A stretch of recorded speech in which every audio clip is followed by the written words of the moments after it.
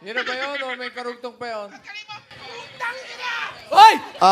Wally Bayola, nagmura sa live airing ng kanilang programang EAT sa segment na Sugod Bahay.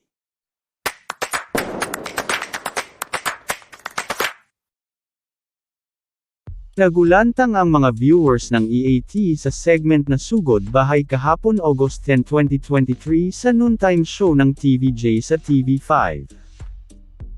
Usap-usapan ngayon ang pagmumura ng isang legit Dabarkads host na si Wally Bayola sa kanilang Sugod Bahay segment sa kanila programa na EAT. Tila ikinagulat at nagulantang nga dito ang mga audience at mga netizens nang marinig ang pagmumura sa mismong live episode ng kanilang programa. Rinig na rinig pati sa studio ang mura ni Wally Bayola ngunit patay mali siya namang TVJ at tila hindi na lang pinanasan ang kanilang narinig, at nagtawanan na lang ang mga ito.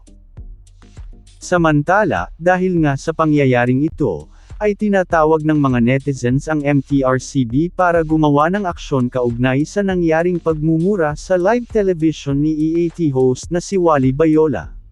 Bantay sarado naman ng mga netizens ang MTRCB kung ano nga ba ang gagawin nito lalo na ang kasalukuyang chairman dito ay si Lala Soto na anak ng main EAT host na si Tito Soto.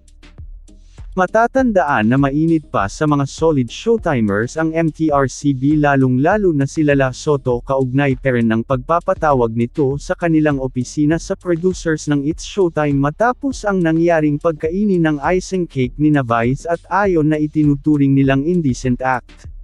Sa ngayon ay deleted na ang live stream video, bagamat may mga netizens ang nakapag-record ng nasabing indecent behavior on live television.